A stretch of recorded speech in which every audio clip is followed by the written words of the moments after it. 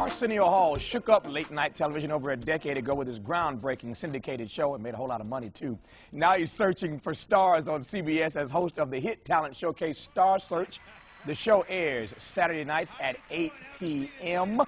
And there he is, and here he is. Hey, nice to see you. Thank you, sir. This is a dream come true for me, man.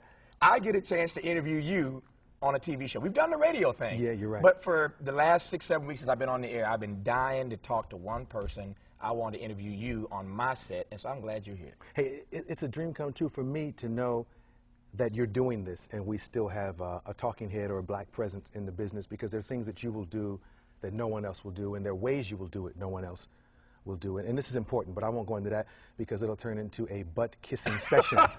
And I don't mind that. Oh, okay. You can give me all the love you want. Well, it's nice that you speak the language. It's nice that English is your first language. That's important. That helps, doesn't it? Yes, it does. Okay, you can stop now. Okay. My first question every time I see you is always the same. I ain't even got to ask it, so just go ahead and answer.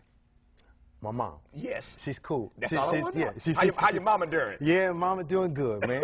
See, Leno don't ever ask me about my mama. See, I can ask you, that's a black thing, ain't it? Yeah. How your mama doing? Yeah. We either saying good things about mama or bad things about mama. That's black culture. Your mama is so black that she went to night school and they counted her absence. See that? I can respond to that, but I'm not even going to go there. Your mom's... Yeah. You're a PK. I am a preacher's kid. So are you. Yes. We're both PKs. Yeah. Preacher's kids. What was that experience like for you? Because I still need some help. I need to go talk to somebody about my experience. Yeah. I need to be on somebody's couch talking about that. Did it put pressure on you? I always felt like there was a pressure on me to not do things. Like when you want to shoot somebody, it's like, you're preacher's son, you got to handle that different. Yeah. I always felt like, even in church, you didn't want to get in trouble because you're the preacher's kid.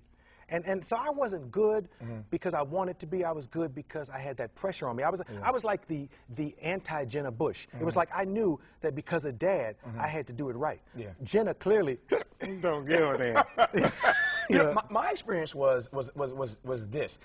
Because I grew up in a Pentecostal, holiness, speaking in tongues tradition, the charismatic thing, there's a whole lot of stuff, as you know, that we couldn't do to begin with. Yeah.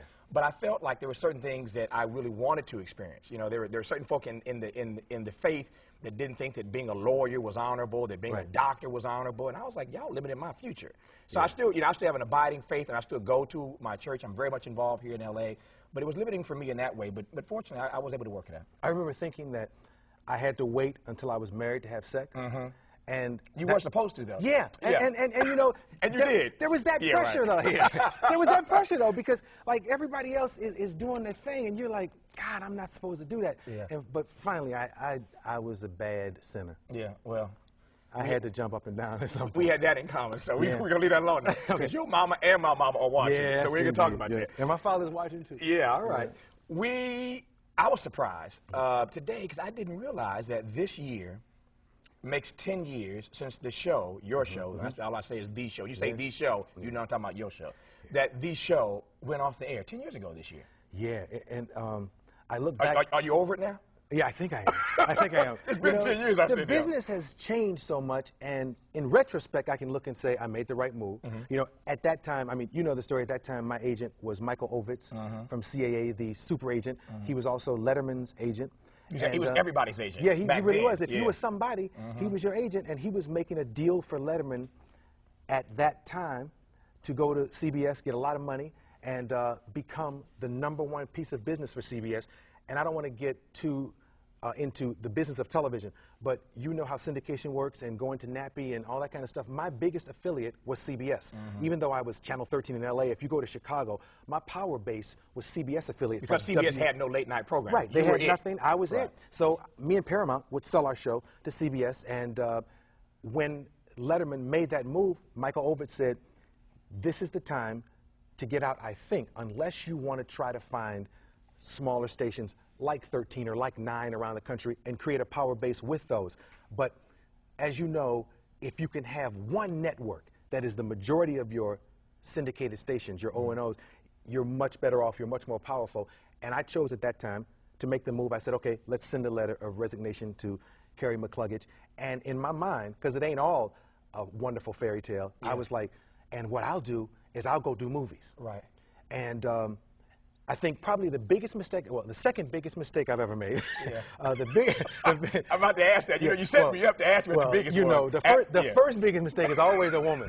But we'll talk about that during commercial. Yeah. The second biggest mistake probably was turning down a movie with Martin Lawrence called Bad Boys because I thought I needed a vacation. I'm not one of those people that typically says, I told you so. But that was a bad move. It was awful. Bad Boys, bad move. It's like somebody saying, would you like to be Moses in 10 Commandments? Yeah. And you say, I'm going to be in Hawaii. Yeah. You know?